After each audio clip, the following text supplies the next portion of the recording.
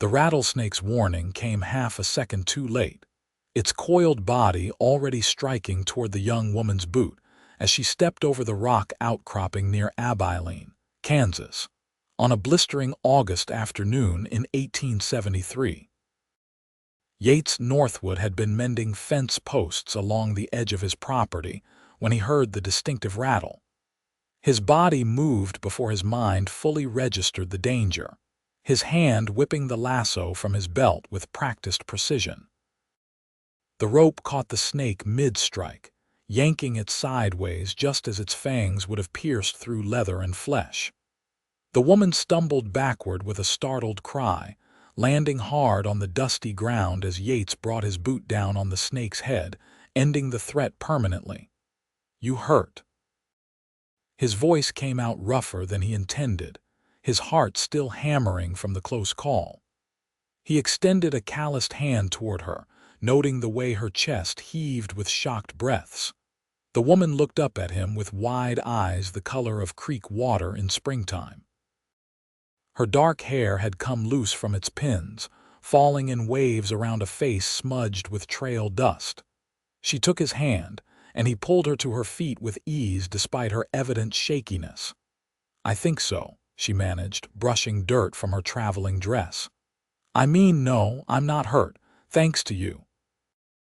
Her eyes traveled from the dead snake back to his face. "That was the fastest thing I've ever seen."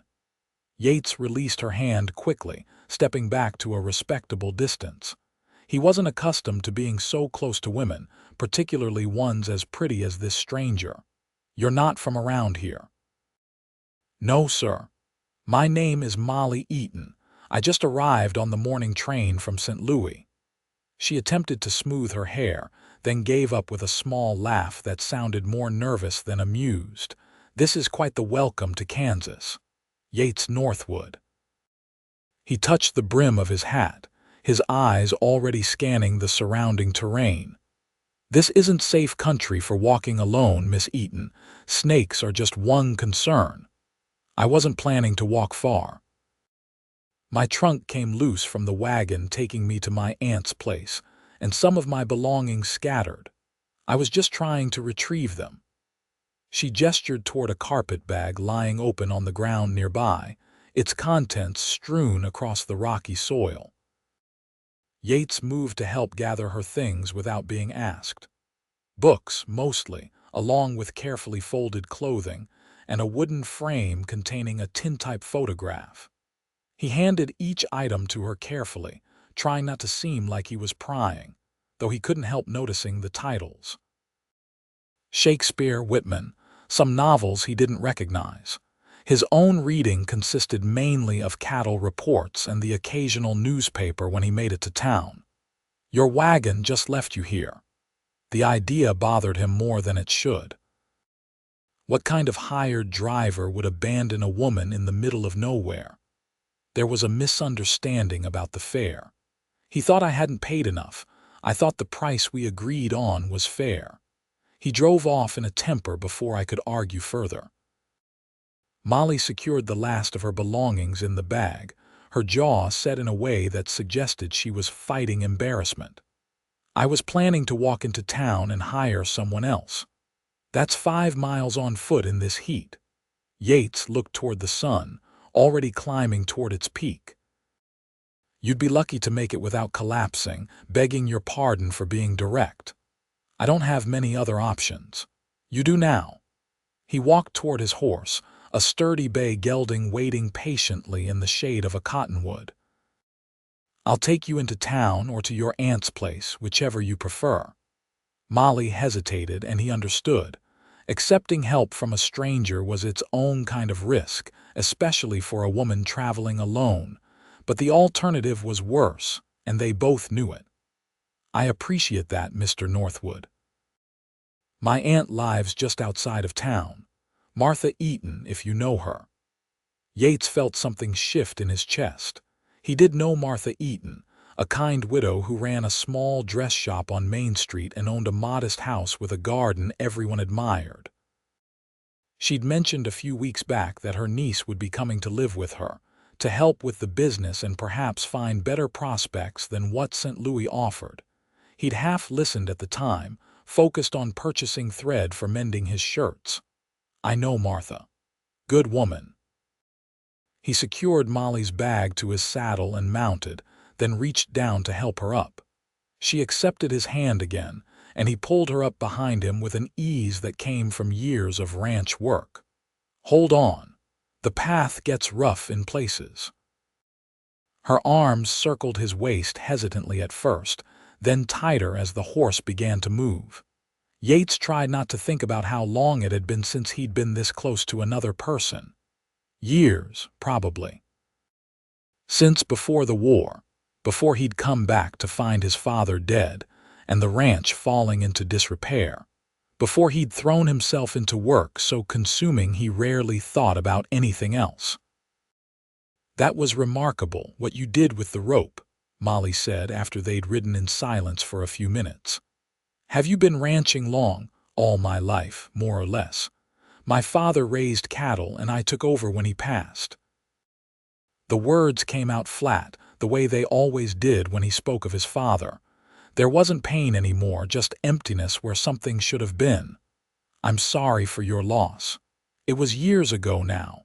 1869. He didn't mention the circumstances.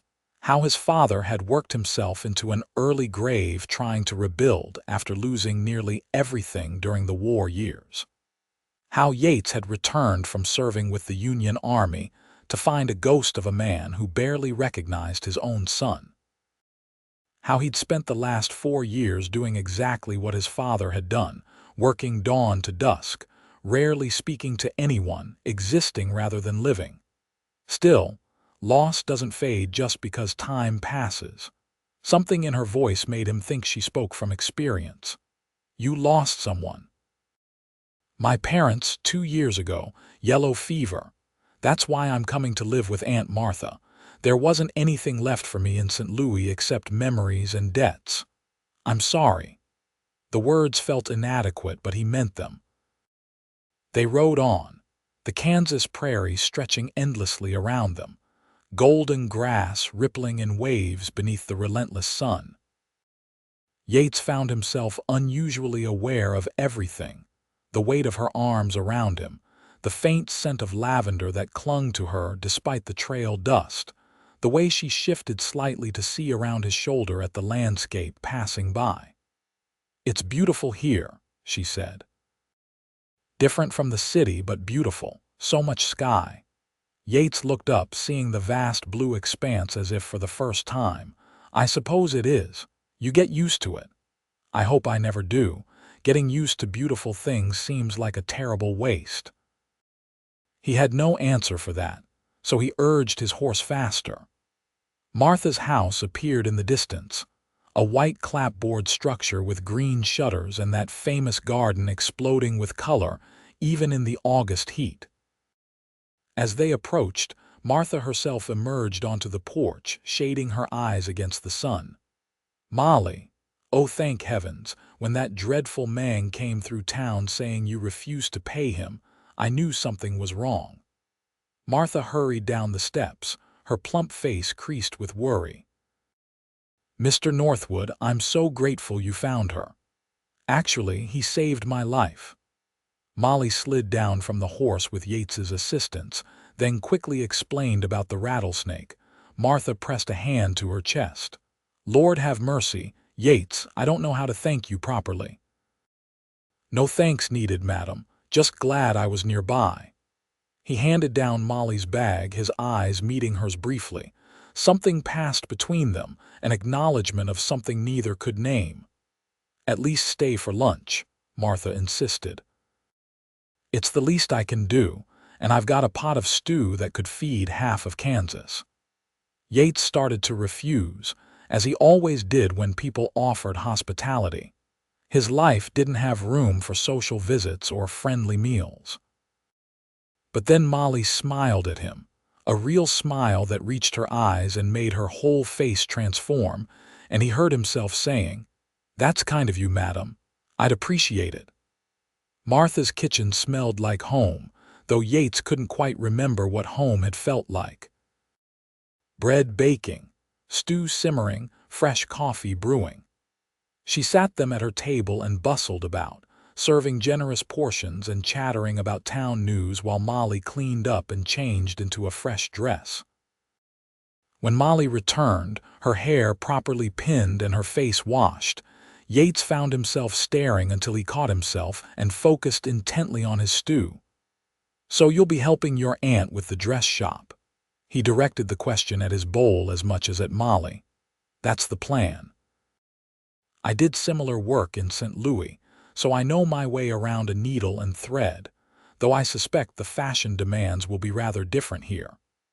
"Women still want to look nice," Martha said. "Just because we're not in a big city doesn't mean we don't have standards. Why, just last week Mrs. Henderson ordered a dress with real imported lace for her daughter's wedding." They talked through the meal, easy conversation that surprised Yates. He wasn't good at talking, hadn't been for years, but somehow it didn't feel difficult with these two women. Martha asked about his cattle, Molly asked about the town, and he found himself actually answering, even offering details he normally kept to himself. "The ranch keeps me busy," he admitted. "I run about 200 head now, hoping to increase that next year if the winter isn't too harsh." "All by yourself?" Molly's eyes widened. "That must be exhausting." "I manage." He didn't mention the loneliness, the days when he didn't speak a single word aloud, the nights when the silence pressed down like a physical weight. "I've got a couple of hands who help during drives and roundup." After lunch, Yates stood to leave, conscious that he'd already stayed longer than necessary. Martha walked him to the door while Molly began clearing the table. "It was good to see you smile, Yates," Martha said quietly. "Even just a little. You've been carrying such weight since you came home from the war." "I'm fine, madam. You're surviving, which isn't the same thing." She patted his arm. "Come by the shop this week. I've finished mending those shirts you brought in." He nodded and stepped outside, but before he could mount his horse, Molly came out onto the porch. "Mr. Northwood." She descended the steps, something clutched in her hand. "I wanted to give you this, as a proper thank you." She held out a folded handkerchief, white cotton with blue embroidery in the corner. The stitching formed a pattern of wildflowers, delicate and intricate. "I can't accept that, Miss Eaton. I didn't save you for payment." "It's not payment. It's a gift, which is different. I embroidered it myself, and I'd like you to have it. Please." Yates took the handkerchief, running his thumb over the careful stitches. No one had given him anything in longer than he could remember. "It's fine work, thank you. Thank you for saving my life. I don't think I properly expressed how grateful I am if you hadn't been there." She trailed off, shuddering slightly. "But I was there, that's what matters." He tucked the handkerchief carefully into his pocket. "I'm sure I'll see you around town, Miss Eaton. Welcome to Kansas." He rode away before he could say anything else, though he felt her eyes on him until he crested the hill and the house disappeared from view. The handkerchief seemed to burn in his pocket, a small weight that somehow felt significant. The following days passed in Yates's usual pattern of work and more work, but he found his thoughts drifting at odd moments to creek water eyes and a laugh that had sounded nervous but genuine. He told himself it was just because meeting someone new was unusual in his routine existence. Nothing more. On Thursday he rode into town for supplies, telling himself he wasn't hoping to catch a glimpse of Molly at her aunt's shop. But when he passed by, she was visible through the window, bent over fabric spread across a table, completely absorbed in her work. He didn't stop, just continued to the general store where he purchased flour, coffee, and ammunition. "Heard you had quite the heroic moment the other day," the shopkeeper, Thomas Granger, said while tallying Yates's purchases. "Saving Martha's niece from a snake. Fast thinking." "Just happened to be there." Yates counted out coins, uncomfortable with the attention. Still, it was fortunate. Pretty girl like that would have been a tragedy. Thomas bagged the supplies. She's caused quite a stir already. Every unmarried man in town has found an excuse to visit Martha's shop this week. Something unpleasant twisted in Yates's gut. That's so. Can't blame them. Young, attractive, educated from what I hear. Good prospects for someone. Thomas gave him a meaningful look. You should consider calling on her yourself before someone else stakes a claim. I'm not in the market for courting. The words came out harder than intended. Maybe you should be. You're what, 32, 33, not getting any younger, and that ranch of yours could use a woman's touch. Place has been looking pretty grim since your father passed. Yates gathered his supplies without responding and left. He knew Thomas meant well, but the man didn't understand. Yates had nothing to offer a woman like Molly Eaton. He was rough where she was refined, silent where she seemed bright and conversational. He lived for work alone, had forgotten how to do anything else. She deserved someone who could make her laugh, take her to dances, give her a life beyond mere survival. But that night, lying in his narrow bed in the house that felt more like a way station than a home, he pulled the handkerchief from his pocket and studied the embroidered flowers in the lamplight. His mother used to do needlework like this, he remembered suddenly. She died when he was 12, and his father had packed away all her things, unable to bear the reminders. Yates had nearly forgotten those quiet evenings watching her fingers work the needle, creating beauty from nothing but thread and patience. He wondered what his mother would think of him now, if she'd be proud or disappointed. Probably disappointed. She'd always wanted him to find joy in life, not just duty. But duty was all he knew anymore. Sunday brought church services, which Yates attended irregularly at best. But he found himself dusting off his good suit and riding into town, telling himself it had nothing to do with knowing Martha and her niece would likely be there. The church was already half full when he arrived, and he slid into a pew near the back, his usual spot when he came. He spotted Molly immediately, sitting with Martha 3 rows ahead. She wore a simple green dress that matched her eyes, her dark hair pinned neatly beneath a modest hat. Throughout the service, he found his attention drifting from Reverend Patterson's sermon to the curve of her neck, the way she tilted her head slightly when listening intently. After the service, as the congregation milled about outside exchanging news and pleasantries, Yates moved to slip away unnoticed. But Martha caught his eye and waved him over with such determination that refusing would have been obviously rude. "Yates, how lovely to see you." "Molly was just saying she hoped to thank you again for your help last week." Martha beamed at them both with an expression Yates recognized as matchmaking intent. "That's not exactly what I said, Aunt Martha." Molly's cheeks colored slightly, but she smiled at Yates. "Though I am glad to see you, Mr. Northwood. How have you been?" "Well enough, thank you, and yourself?" "Settling in all right. Very well. The shop keeps me busy, and everyone has been so welcoming." She hesitated, then added, "I've been exploring the area around town when I have time. It's so different from what I'm used to, but I'm learning to love it." "You should be careful exploring alone," Yates said.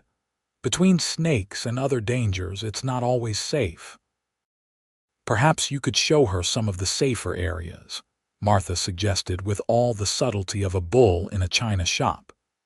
"You know this land better than anyone, and I'd feel better knowing she had someone reliable teaching her what to watch for."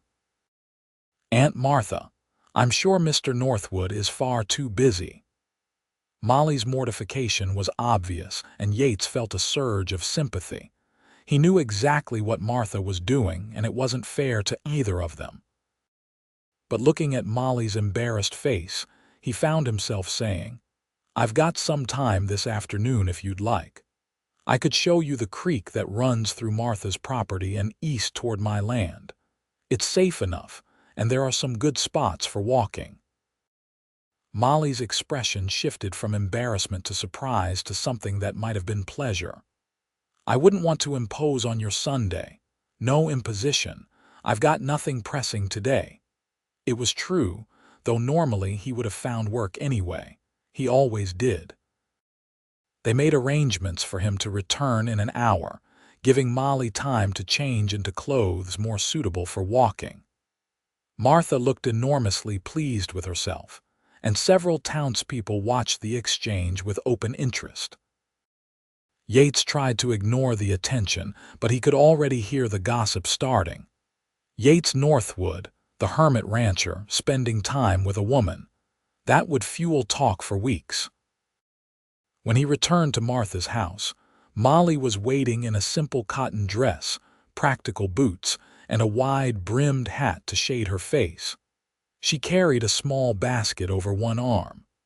"I thought we might gather some of the late summer wildflowers if we find any," she explained. "Aunt Martha likes to keep fresh flowers in the shop." They walked in comfortable silence at first, following the creek as it wound through the grassland. The water was low this time of year, but still rang clear over smooth stones. Cottonwoods provided occasional shade, and grasshoppers jumped away from their feet in tiny explosions of movement. "It really is beautiful here," Molly said eventually. "There's something honest about it, if that makes sense. Everything is exactly what it appears to be. No pretense." City different. Very. Everything in St. Louis felt layered, complicated. Who you were depended on who you knew, how much money you had, whether you attended the right church or belonged to the right social clubs. After my parents died, I discovered quickly how many of our friends were only friends because of my father's position. Once that was gone, so were they. Yates nodded, understanding more than she probably realized. "I found something similar after the war. Came back different from how I left, and people didn't know what to do with that. Easier to just keep to myself." "Is it? Easier, I mean." The question caught him off guard. He'd never really considered whether isolation was easier or just more familiar. "It's simpler, at least. No expectations to meet or disappoint. But also no joy, no connection." She bent to examine a cluster of purple flowers growing near the water's edge. "I've only been here a week, but I already feel more alive than I did in months of St. Louis society. Yes, I'm working harder and the work is more physical. But it matters. I'm creating things, helping Aunt Martha build something real, and the people here, they're genuine, like you. Don't know that I'm particularly genuine, mostly just quiet. Quiet isn't the same as dishonest." She added several flowers to her basket. "You say what you mean, and you mean what you say. That's rare." They continued walking, and gradually Yates found himself talking more than he had in years. He pointed out various plants, explained which were safe and which to avoid, showed her tracks in the mud near the creek bank, and identified the animals that made them. She listened with genuine interest, asking questions that showed she was truly paying attention. "Those prints are from a bobcat," he explained, pointing to distinctive markings. "They hunt mainly at night, so you're unlikely to see one during day, but knowing they're around is important. Are they dangerous? They'll avoid people if they can, but a cornered animal is always dangerous. Best practice is to make noise when you're walking. Most wildlife will hear you coming and leave before you see them." "Is that what you do?" "Usually. Though when I'm working, the noise of the work itself is generally enough warning for animals." He realized he was standing close to her, both of them crouched by the tracks. He could see gold flecks in her green eyes and a small scar near her left eyebrow. He stood quickly, putting distance between them. "We should keep moving." They walked for another hour, filling her basket with flowers and interesting rocks she found along the creek. Molly had an artist's eye for beauty in unexpected places, exclaiming over things Yates had long since stopped noticing. A perfectly round stone, smooth from years of water tumbling it. A bird's nest, abandoned but intact, woven with incredible precision. The way the sunlight hit the water at a certain angle, turning it silver. "Do you ever just stop and look at things?" she asked at one point. "Really look, not just glance while you're working." "Not often," he admitted.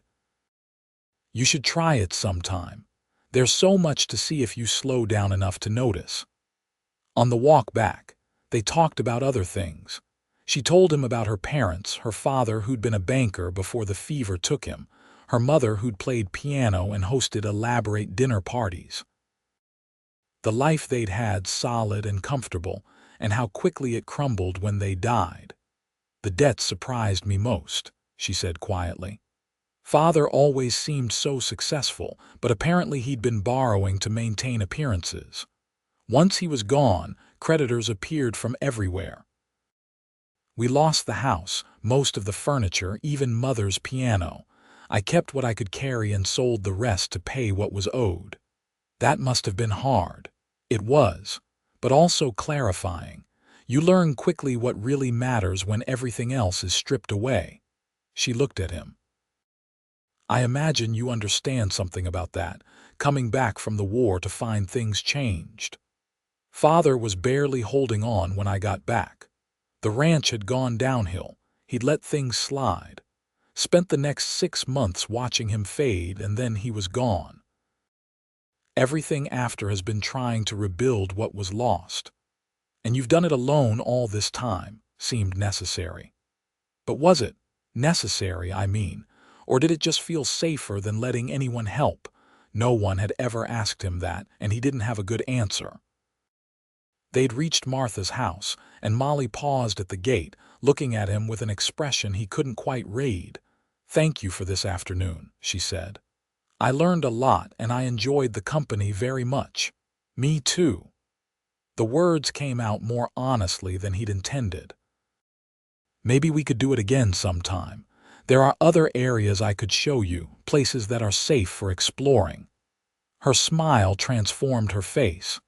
"I'd like that very much." Over the following weeks, those walks became regular occurrences. Every Sunday after church, and sometimes on Wednesday evenings when Molly finished at the shop early, they would meet and walk the land around town. Yates showed her hidden springs, stands of trees where deer gathered in the evening, the best places to watch the sunset paint the prairie gold and crimson. With each walk, they talked more easily. Molly told him about books she loved, reading passages aloud from volumes she brought along. He found himself enjoying poetry he would have scorned as impractical before, seeing how the words captured things he'd felt but never known how to express.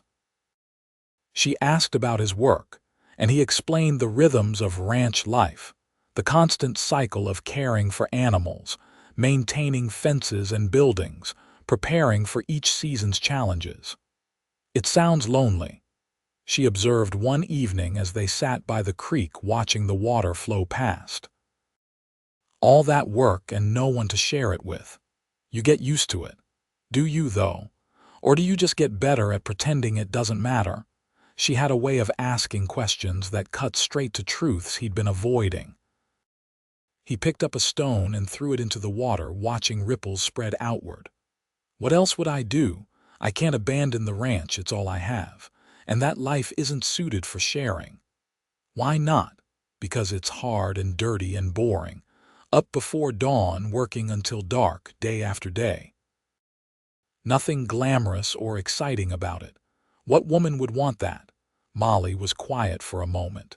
"Maybe you should let women decide that for themselves rather than assuming."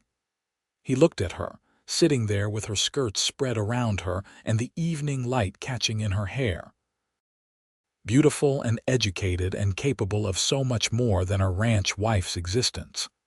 You haven't seen a real Kansas winter yet, or spring storms that can level everything you've built, Or drought years when the grass dies and the cattle suffer. It's not romantic, Molly. It's survival. And you think surviving is all you deserve. Her voice was soft, but there was steel underneath. You told me once about getting used to beautiful things being a waste. Maybe you've gotten too used to hardship, too used to being alone. Maybe you've forgotten that life can be more than just surviving. Her words haunted him as he rode home that night, and in the days that followed. She was right, he realized. Somewhere along the way, he'd stopped believing he deserved anything beyond mere existence. Work was safe. Being alone was safe. Hope was dangerous, but Molly was making him hope anyway. It was a Saturday in late September when everything changed. Yates had come into town for supplies and stopped by Martha's shop to deliver a package that had been mistakenly left at the general store. The shop was busy with several women examining fabric and discussing dress orders. Molly was helping a customer, her fingers deftly pointing out different options, her manner professional but warm. She saw him and smiled, that genuine smile that always made something loosen in his chest. "Mr. Northwood, what a nice surprise. I'll be with you in just a moment. No rush. I just have a delivery." He held up the package. He waited near the door, trying to stay out of the way, and that's when he heard the conversation between two women browsing near him. They were speaking quietly, but not quietly enough. "She's certainly made herself at home quickly," one said, a pinch-faced woman Yates vaguely recognized. "Very friendly with all the men." "Well, what do you expect? She needs to find a husband, doesn't she? Can't expect Martha to support her forever." The second woman sniffed. "Though I heard she has her cap set for Yates Northwood, poor man. He doesn't seem to be discouraging her. They're seen walking together constantly. Quite improper, if you ask me, all that time alone. Someone should warn him. Girls like that, who come from money then lose it, they're desperate. She's probably trying to trap him into marriage." Yates felt anger surge through him, hot and immediate. Before he could think better of it, he stepped toward them. "Excuse me, ladies."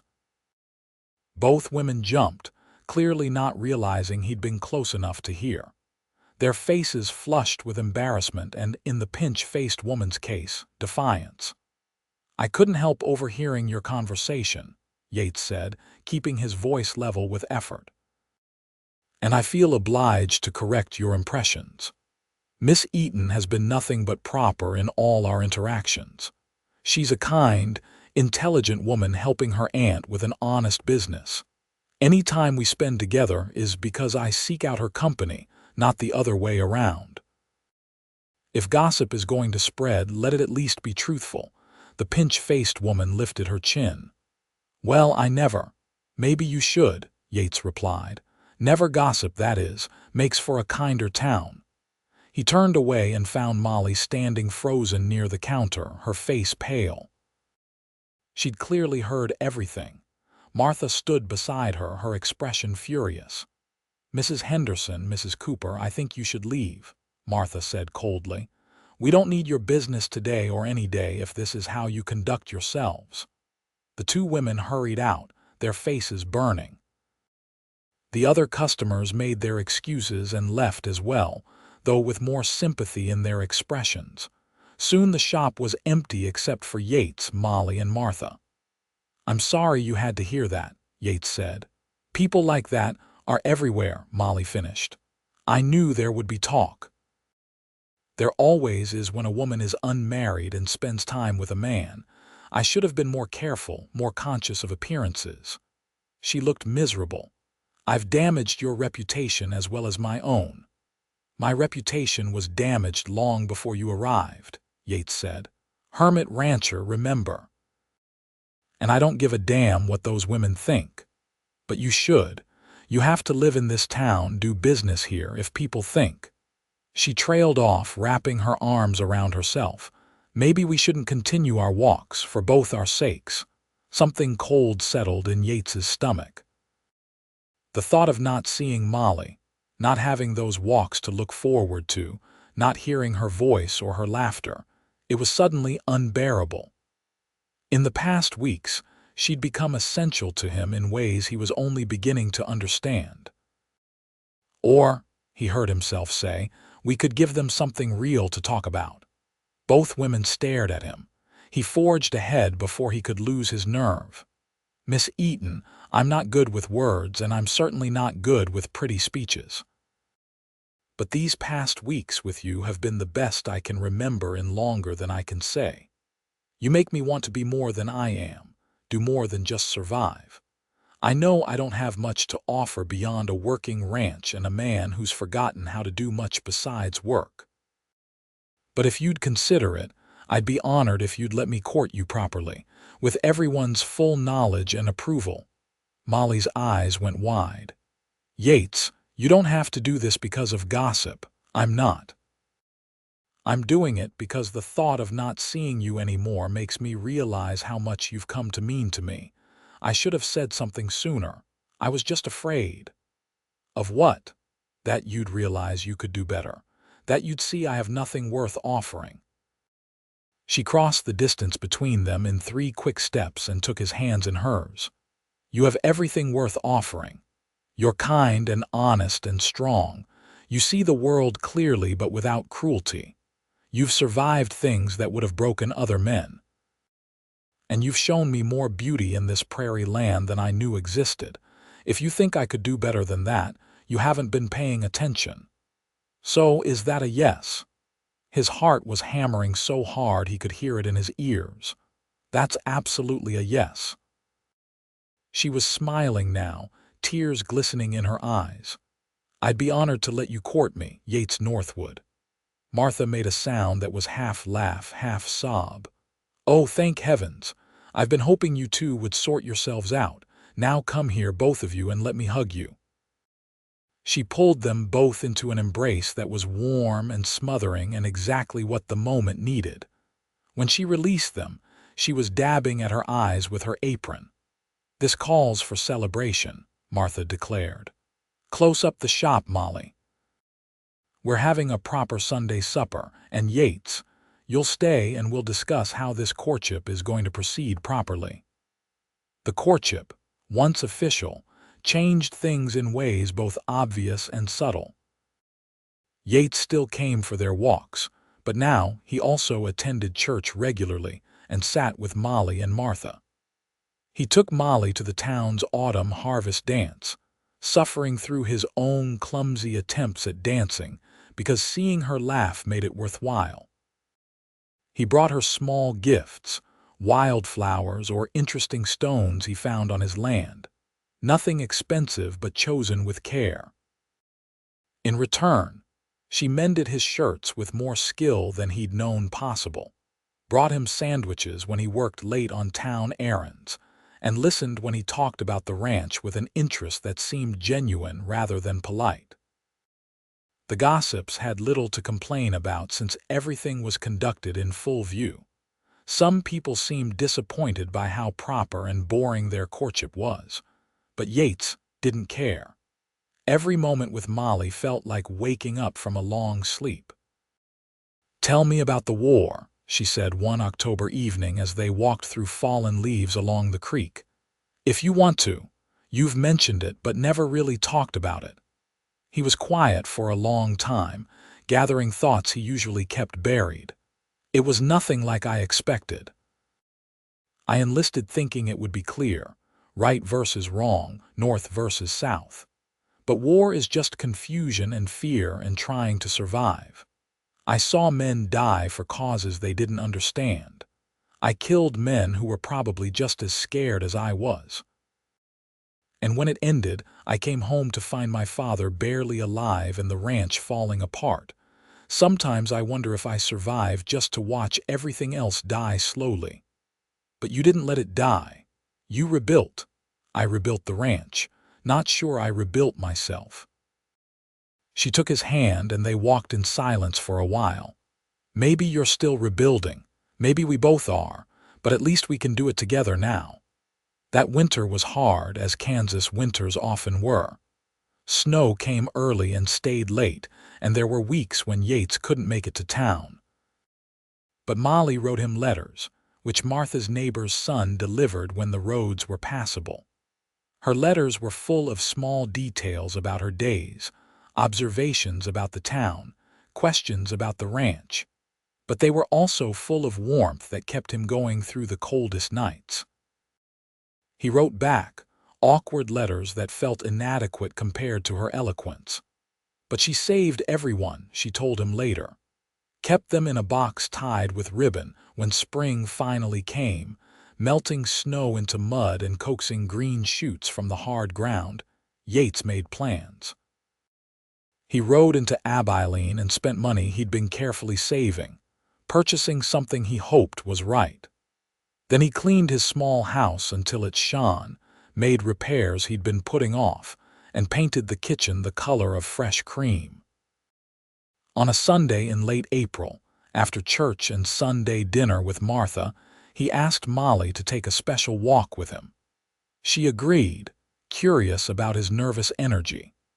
He led her to a hill overlooking his ranch, where wildflowers were beginning to bloom in scattered patches of color. "This is my land," he said, gesturing at the spread below. 200 head of cattle, give or take.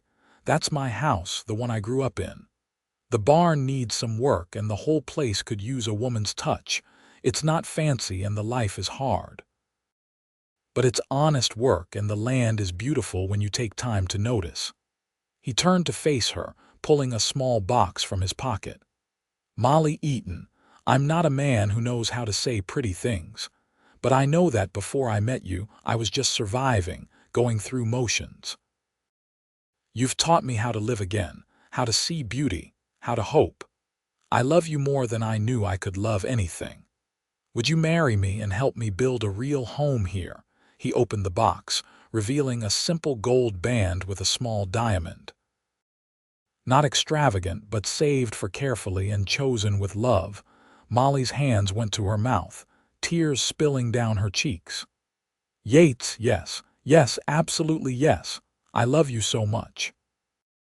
He slipped the ring on her finger with shaking hands, and then she was in his arms, and he was kissing her for the first time. It was awkward and perfect, full of promise and hope, and all the things he'd stopped believing in. "I was so lonely before I met you," she said when they finally pulled apart. "After my parents died, I felt like I was just drifting, waiting for life to happen. But you've given me purpose, shown me what it means to build something real. I can't wait to be your wife." They married 6 weeks later, in the same church where they'd first spoken after that Sunday service. Martha cried through the entire ceremony, and half the town attended, gossips and supporters alike. Molly wore a dress she'd made herself, simple white cotton with lace at the collar, and carried wildflowers from the prairie. Yates wore his best suit and couldn't stop smiling, his face actually hurting from an expression so unfamiliar.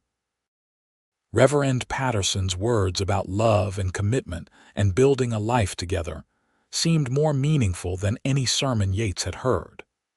When he said his vows, promising to love and cherish Molly all his days, he meant every word with an intensity that shook him. "I love you," he whispered as they were pronounced husband and wife. "I'll spend every day trying to deserve you." "You already do," she whispered back. "You already do." The wedding celebration at Martha's house was simple but joyful. People brought food to share, and someone produced a fiddle, and there was dancing in Martha's garden as the sun set. Yates danced with his bride, still clumsy but no longer caring. Molly laughed in his arms, and he thought he'd never heard a more perfect sound. As night fell and they prepared to leave for the ranch, Martha pulled them both aside. "I'm so happy for you both. Molly, your parents would be so proud of the woman you've become. And Yates, your parents would be proud too. You've honored their memory by building a good life." At the ranch, Yates carried Molly over the threshold of the small house that was now their home.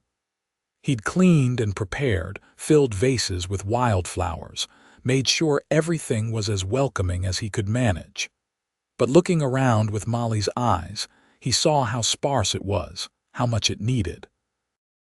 "I know it's not much," he started, but she pressed her fingers to his lips. "It's perfect because it's ours. We'll make it beautiful together." That first night as husband and wife, lying together in the bed that had been his alone for so long, Yates felt something unlock in his chest.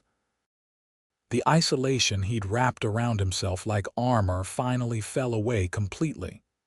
He pulled Molly close, breathing in the scent of her hair, feeling her heartbeat against his chest. "Thank you," he said into the darkness. "For what?" "For saving me. I didn't realize how lost I was until you found me. You saved me first, remember, from the rattlesnake." He could hear the smile in her voice. That was just luck, being in the right place. Maybe, but everything after, all those walks and talks and moments, that wasn't luck. That was you choosing to open your heart even though you were scared.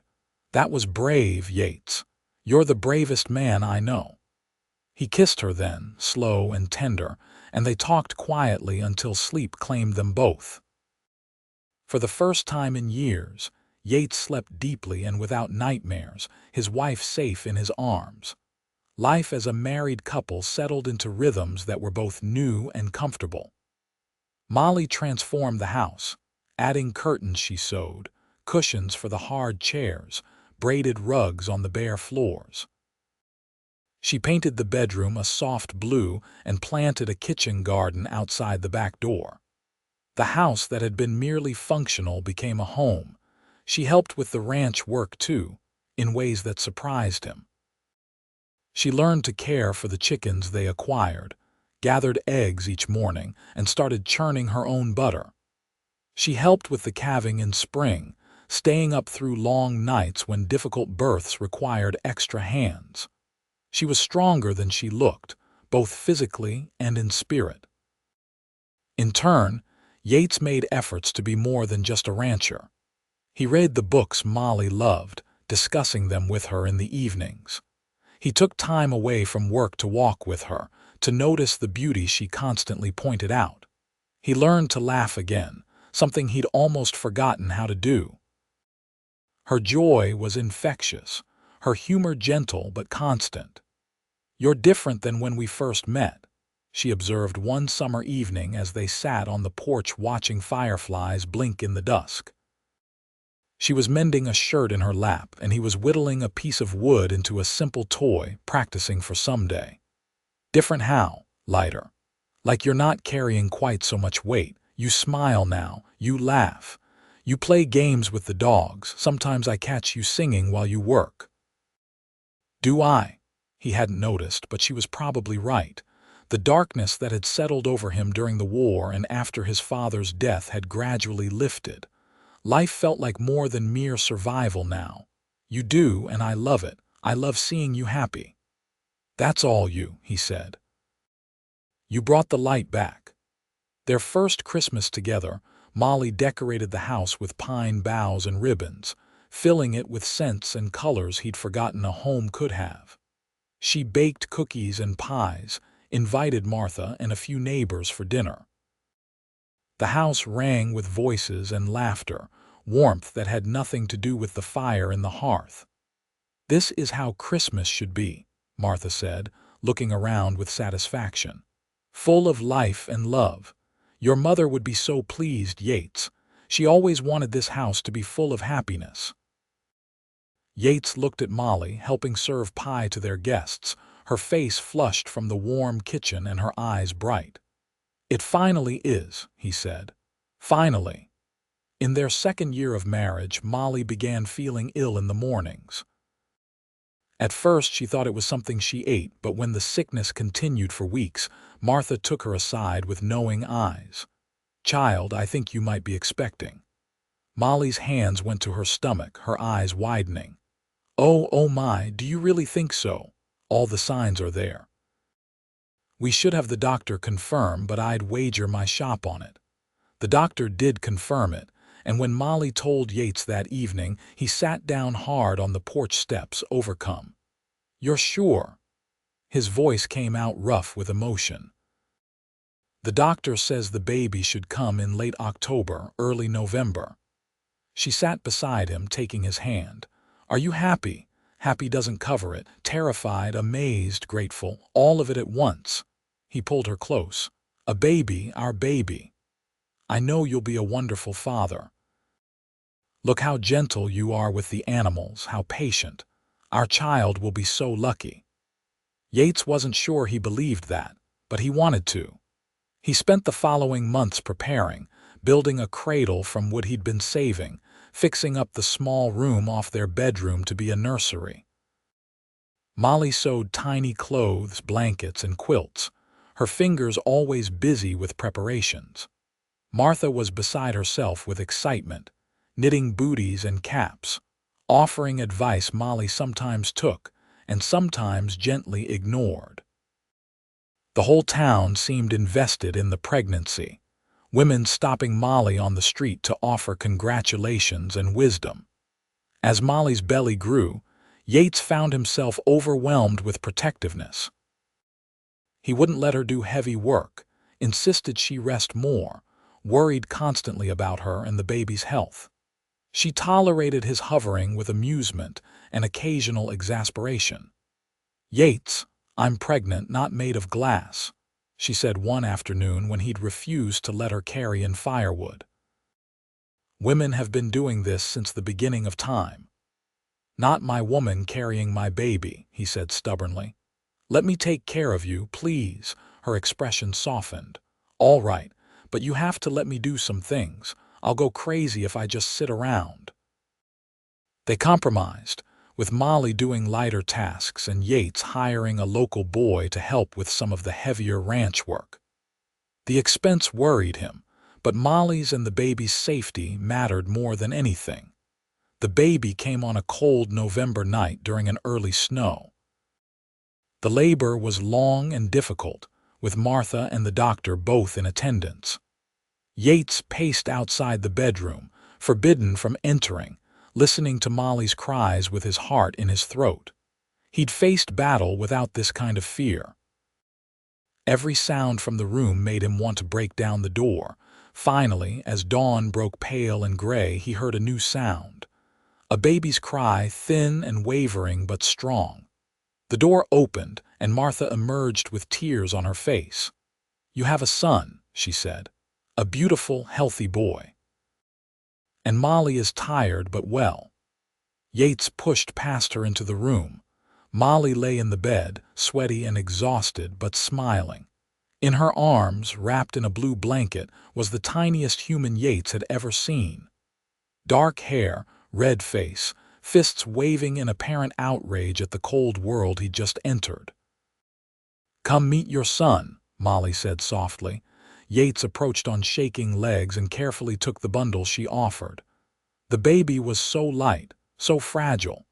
He stared down at the small face, at eyes that were trying to focus, at the perfect miniature hands.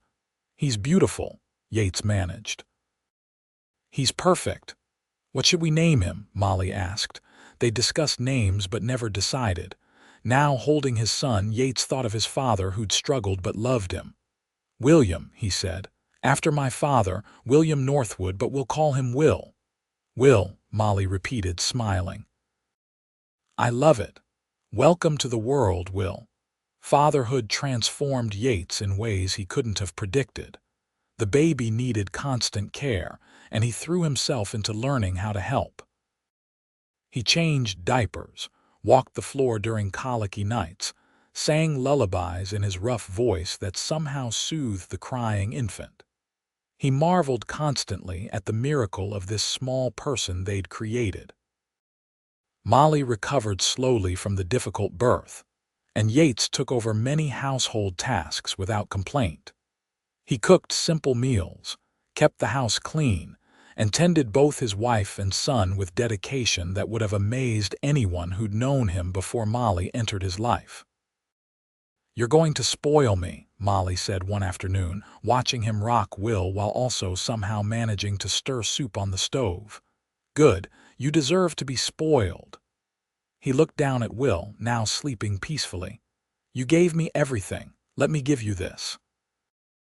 Martha visited almost daily, helping where she could and providing advice.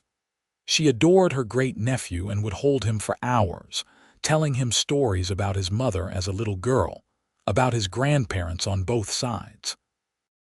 Will would stare at her face with the intense focus babies have, seeming to drink in every word even though he couldn't understand. As winter deepened, the little family settled into rhythms. Will grew and changed daily, becoming more alert, more responsive. His first smile, appearing around 6 weeks, made both Yates and Molly cry with joy. They recorded every milestone, every small development, treasuring each moment. I never knew I could love like this, Yates admitted one night, watching Molly nurse Will by lamplight. It's almost frightening how much I love you both, how much I have to lose. Then we'll just have to make sure we don't lose each other, Molly said. We're a family now, Yates. We're strong together. The years passed in a blur of growth and change. Will became a toddler, then a little boy, curious and energetic. He followed Yates everywhere on the ranch, asking endless questions, wanting to help with every task. Yates taught him with patience he never knew he possessed, showing him how to care for animals, how to read the weather, how to see the beauty in ordinary things. When Will was 3, Molly became pregnant again. This time the pregnancy was easier, though Yates worried just as much. Their daughter arrived on a warm May morning, quick and relatively easy compared to Will's difficult entry into the world. A girl, the doctor announced, smiling, healthy and strong like her mother. They named her Sarah after Molly's mother. She had Molly's green eyes and Yates's dark hair, and from the start, she had a personality that was entirely her own. Where Will was cautious and thoughtful, Sarah was bold and adventurous. She kept them all on their toes. Will adored his baby sister, helping care for her with a gentleness that made Yates's heart swell. Watching his children together, seeing the love and bond forming between them, Yates often had to blink back tears. His family, this beautiful, chaotic, perfect family, felt like more than he deserved. "Stop thinking you don't deserve this," Molly would scold when she caught that expression on his face. "You deserve every bit of happiness, Yates Northwood. You've earned it with every kind act, every moment of love you've given." The ranch prospered as the children grew. Yates had expanded the herd, improved the land, built a reputation for fair dealing and quality cattle. He hired steady hands to help, men he could trust, which gave him more time with his family. Time for family dinners around the big table Martha had given them, for evenings reading stories to the children, for walks with Molly after the kids were asleep. Martha remained a constant presence, loving her role as aunt and surrogate grandmother. She taught Molly new skills for the dress shop, and together they expanded the business. Molly worked from home now, taking custom orders and creating beautiful pieces that women came from neighboring towns to purchase. She had a talent that had been waiting to flourish, and Yates made sure she had the time and space to pursue it.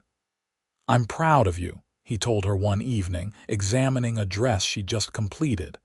The stitching was exquisite, the design elegant but practical. "You're an artist."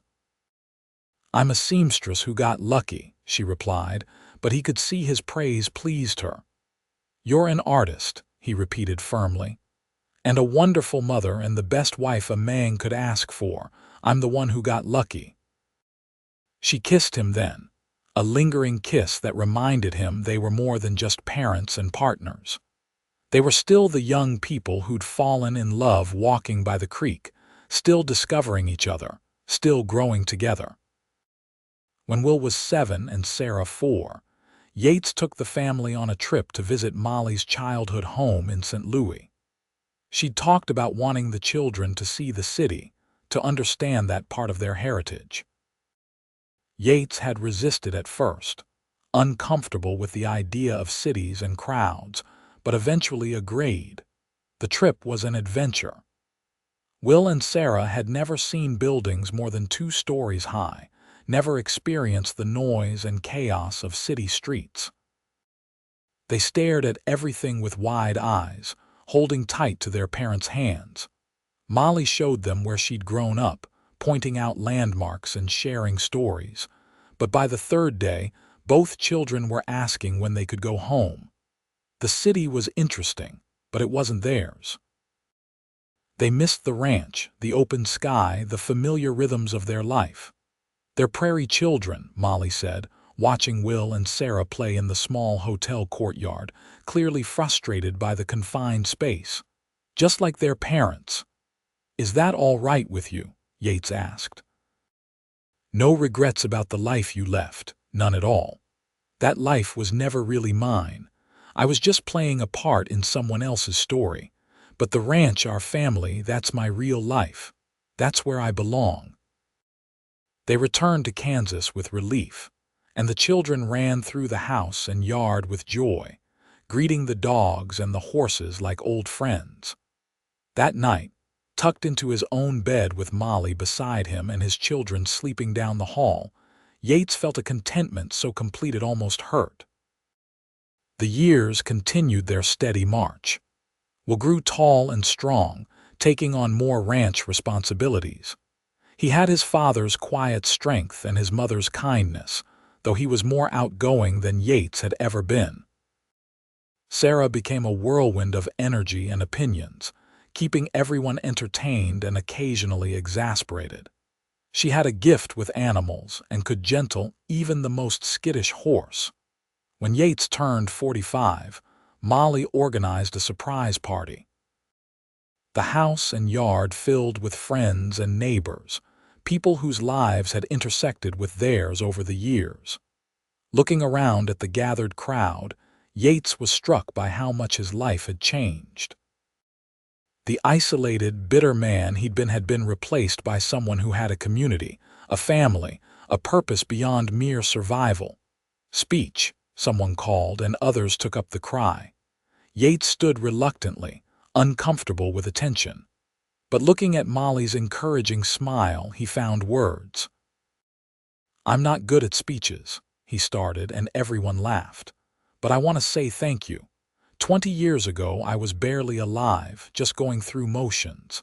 Then I met a woman who'd been nearly bitten by a rattlesnake, and everything changed." He looked at Molly. "You saved my life more surely than I saved yours that day. You taught me how to live again, how to love, how to be part of something bigger than myself. Everything good in my life comes from you." Molly was crying, and so was Martha, and honestly, Yates might have been too. He continued, "And to all of you, thank you for welcoming us, for being part of our lives, for making this place a true home. I'm a lucky man." The applause was warm and genuine, and then the party continued with food and music and laughter. Yates danced with Molly, then with Sarah, then with Martha. He accepted congratulations and jokes from the men, endured teasing about getting old. It was overwhelming and wonderful. Later, after everyone had left and the children were in bed, Yates and Molly sat on the porch watching the stars emerge. She leaned against him, and he wrapped his arm around her, breathing in the familiar scent of her hair. "You ever think about that first day?" she asked. "When you saved me from the snake?" "Sometimes. I remember thinking you were the prettiest thing I'd ever seen, even covered in trail dust. And I remember being sure you'd never look twice at someone like me. I remember thinking you were the most capable person I'd ever met. The way you moved, so quick and sure. And then you looked at me and your eyes were so kind under all that gruffness. I was half in love before you even told me your name." "Half in love," he smiled. "Only half fully in love came a bit later, maybe the 3rd or 4th walk. Definitely by the time you defended me to those awful gossips." She tilted her head to look up at him, Best decision I ever made, saying yes when you asked to court me. Second best decision, he corrected. The best was saying yes when I proposed. True. Though they were both pretty excellent decisions. She was quiet for a moment. I hope the children find this someday. This kind of love, this kind of partnership, where you're better together than you ever were apart. If we're lucky, they'll find even better. Each generation should improve on the last. They sat in comfortable silence, the kind that only comes from years of knowing someone completely. Yates thought about the life they'd built, the family they'd created, the love that had grown and deepened over years. He thought about the man he'd been, hollow and hopeless, and the man he'd become, full of purpose and joy. "Thank you," he said quietly. "For what?" "For laughing. For making me laugh. For filling the silence I didn't know was killing me. For loving me when I'd forgotten how to love myself." Molly turned and kissed him, soft and sweet. "Thank you for being brave enough to save me and brave enough to let me save you back." Inside, they could hear Sarah giggling at something, probably keeping Will awake when both should have been sleeping.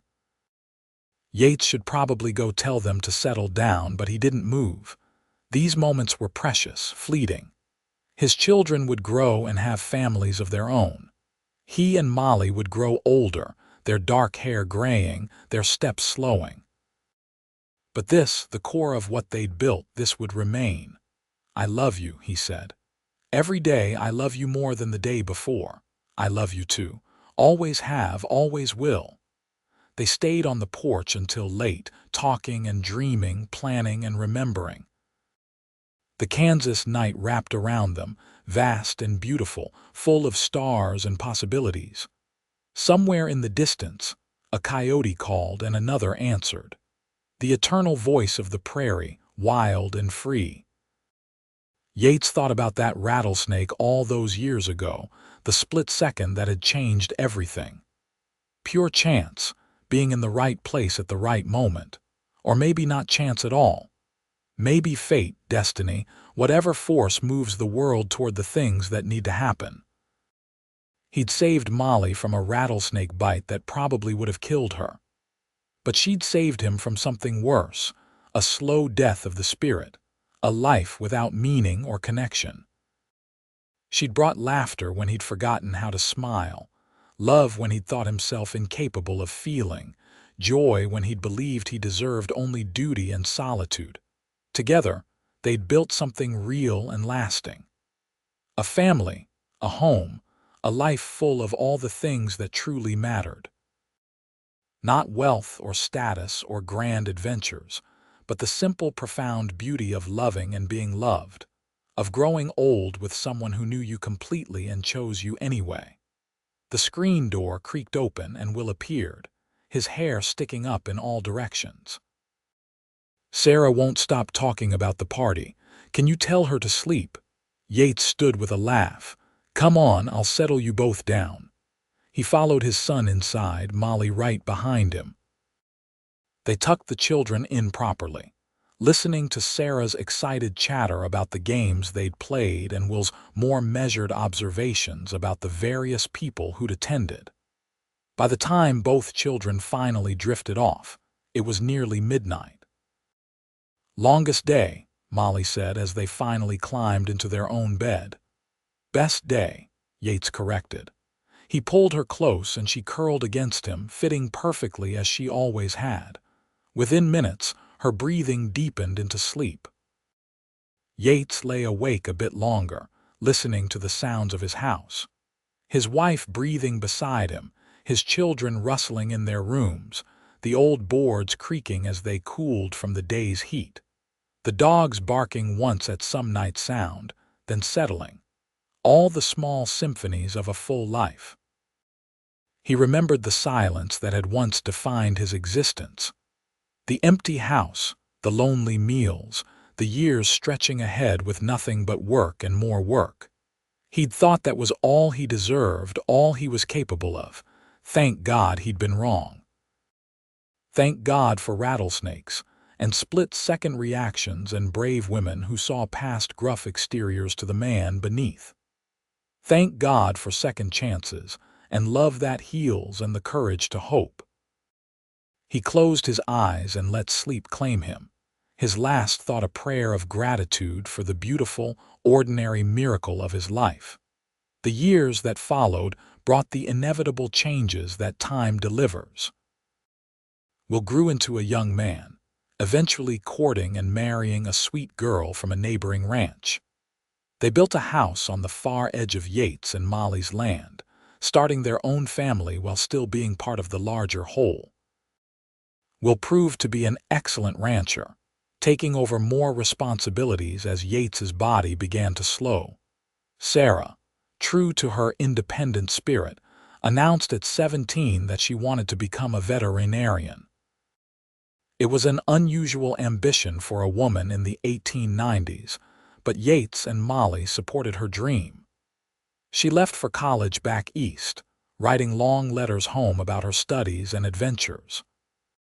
She eventually returned to Kansas with her degree, setting up a practice that served ranchers throughout the region.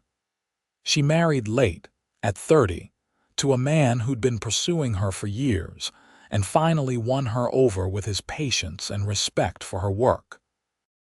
Martha lived to be 84, sharp-minded to the end, still dispensing advice and love in equal measure. Her death hit them all hard, but especially Molly, who'd lost her last connection to her childhood. They buried Martha in the Abilene Cemetery on a spring day when wildflowers bloomed across the prairie, and Molly read a passage from Whitman that Martha had loved. Yates and Molly grew old together, their dark hair turning silver, their faces creasing with wrinkles that mapped lives well lived. Yates's hands became gnarled with arthritis, but they could still gentle a horse or hold his wife's hand. Molly's eyes needed spectacles for close work, but they still sparkled when she laughed, which was often. They became grandparents, then great-grandparents, their family trees spreading and branching. Sunday dinners at the ranch house became legendary, with 3 generations gathering around the long table Yates had built years ago. Children ran through the yard where Yates and Molly had once walked alone, and the sound of young voices filled spaces that had once been silent. On their 40th wedding anniversary, Will and Sarah organized a celebration. The whole town seemed to attend, and people came from as far away as Topeka to honor the couple who'd become something of a legend. The hermit rancher and the city girl who'd found each other and built a love that lasted. Yates and Molly sat in chairs of honor, holding hands while people offered toasts and shared stories. Some of the stories they remembered, others they'd forgotten.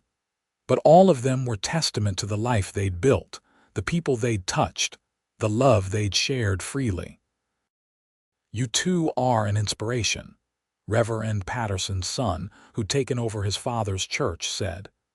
"In a time when so much is changing, when the Old West is fading into something new, you remind us what really matters. Love, family, commitment, faith. These things don't change." When it was Yates's turn to speak, he stood slowly, Molly's hand still in his. He looked out at the gathered crowd, at his children and grandchildren and great-grandchildren, at the neighbors who'd become friends, at the community they'd been part of for so long. "I was supposed to give a speech," he said, "but I've never been good with words, so I'll keep this simple. 41 years ago, I met a woman who'd nearly stepped on a rattlesnake.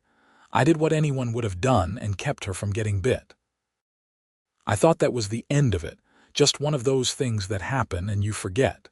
He paused, looking down at Molly. "But that woman saw something in me I didn't know was there. She saw past the anger and pain and loneliness to whatever small spark was left. And she fanned that spark back to life. She taught me to laugh when I'd forgotten how. She filled my life with love when I thought I was beyond such things. She gave me a family, a purpose, a reason to be more than I was." His voice cracked slightly.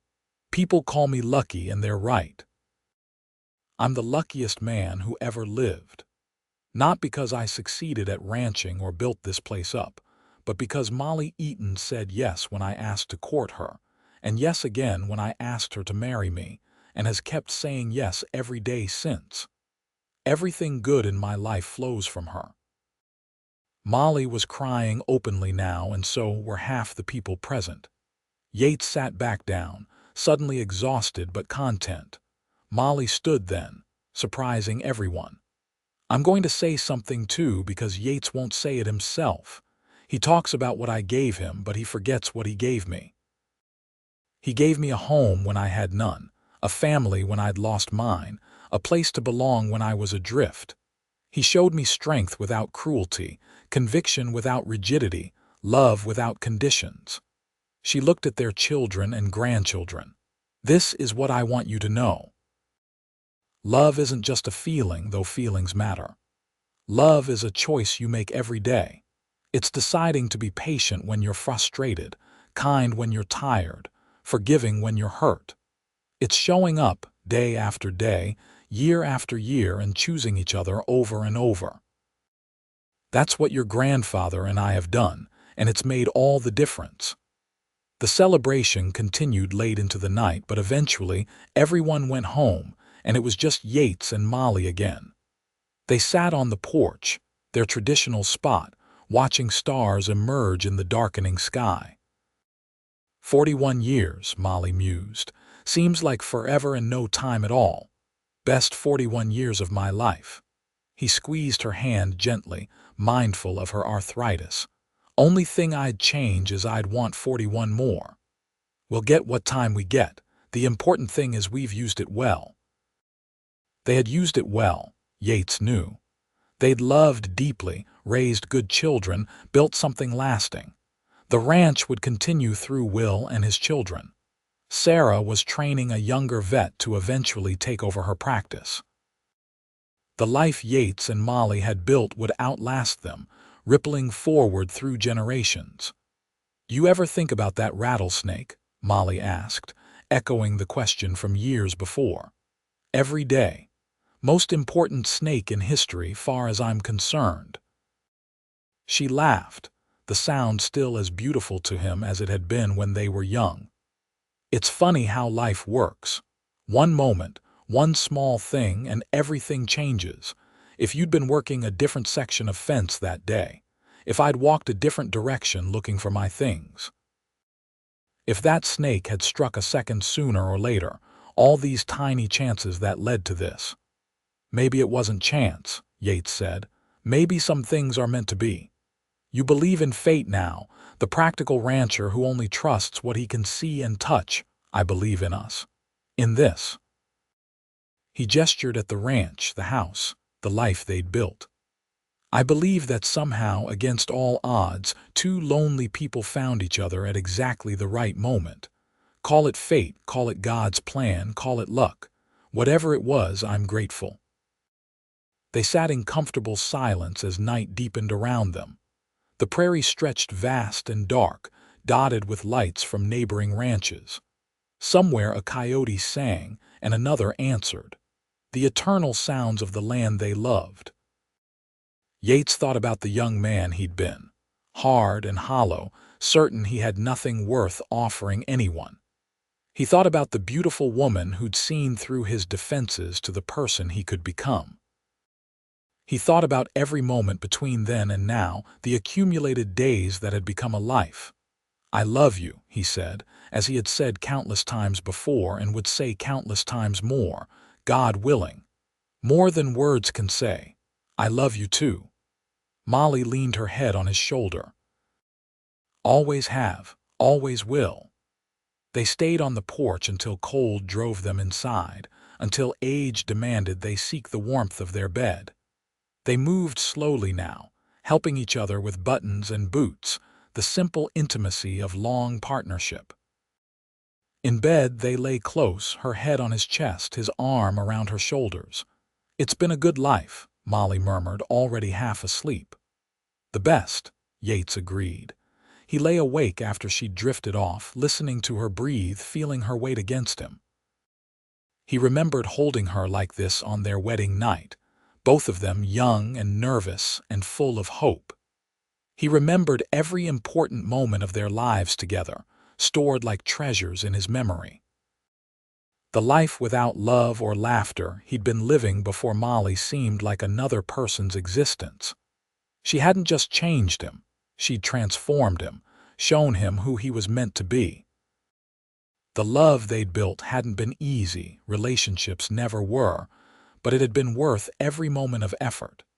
He finally let himself drift toward sleep, secure in the knowledge that he would wake beside her tomorrow, and the day after, and all the days they had left. However many that proved to be, it would be enough because they would face them together.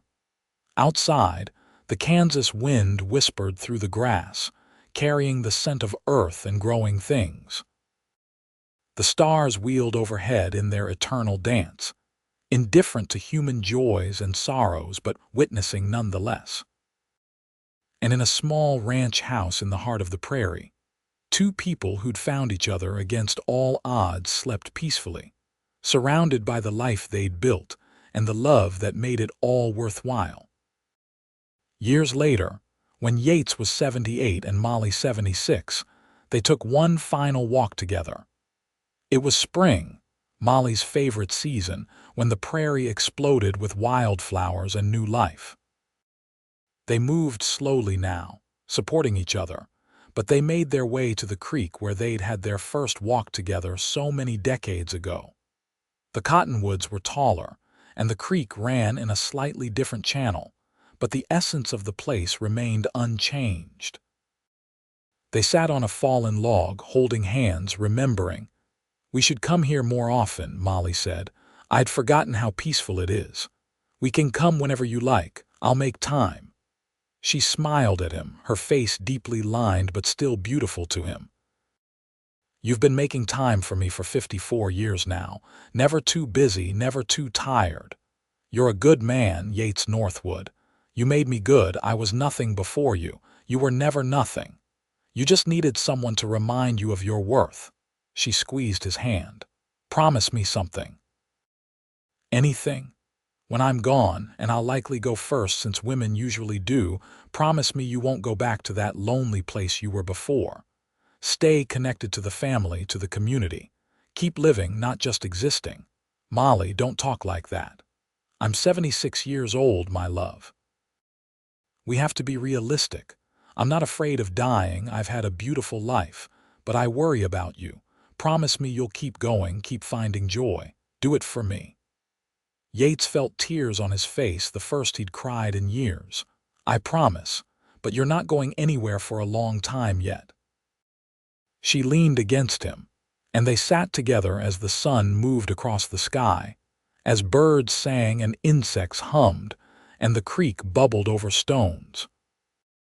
They talked about old memories, laughed about their children's antics, marveled at how many great-grandchildren they now had, more than they could keep track of. "It's been perfect," Molly said as shadows lengthened. "This life with you, I wouldn't change a single thing. Neither would I." Not one moment. They walked back slowly, their children having been alerted to their absence and waiting anxiously at the house. But seeing their parents' peaceful faces, no one scolded them for wandering off. They understood. Some things were sacred.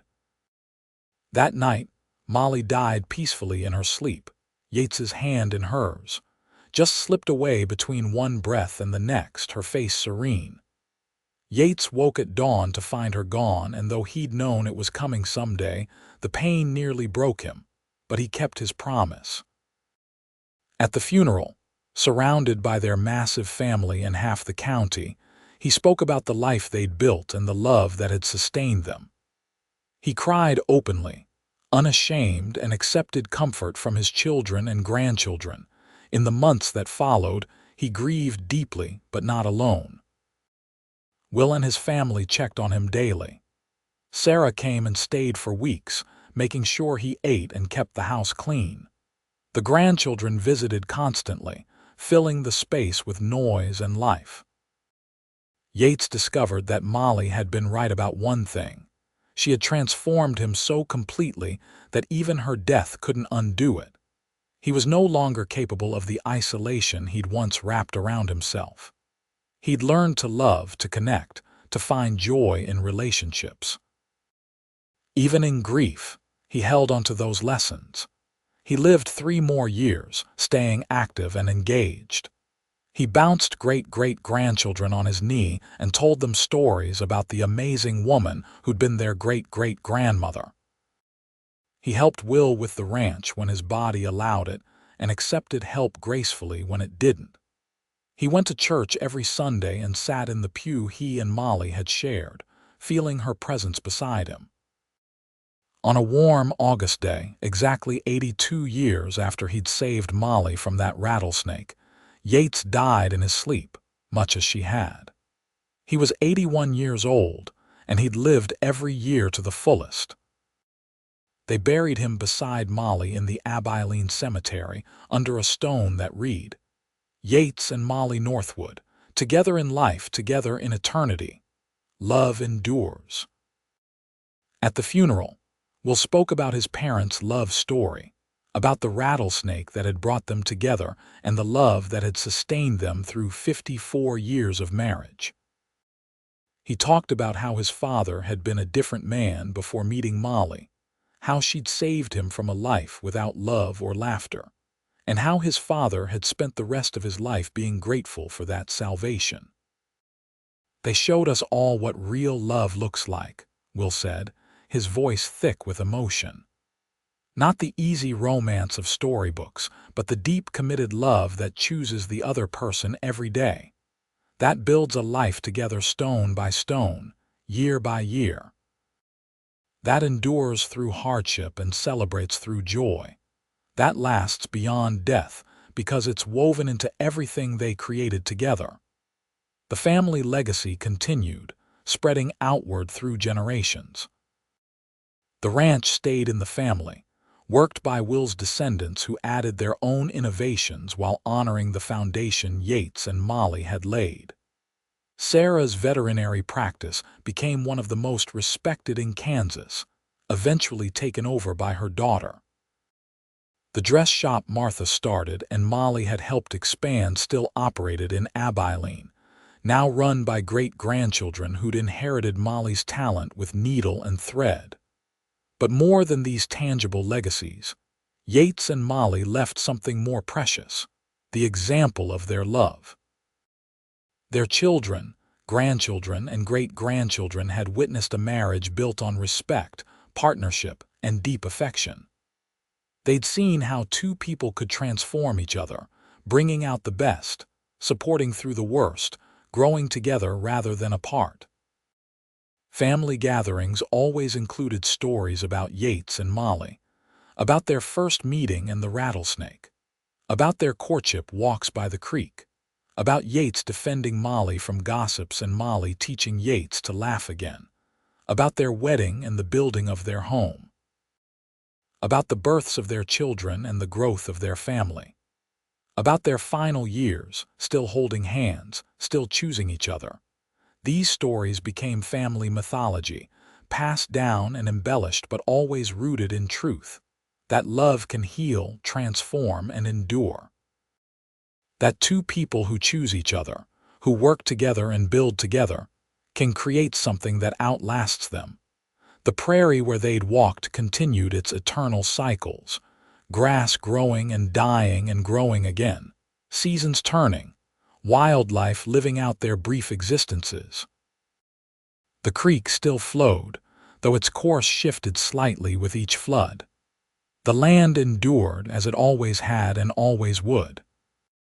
And somewhere in the wind that whispered through the Kansas grass, in the call of coyotes in the darkness, in the turning of stars overhead, the spirits of Yates and Molly remained. Not as ghosts, but as memory, as influence, as the foundation upon which their family continued to build.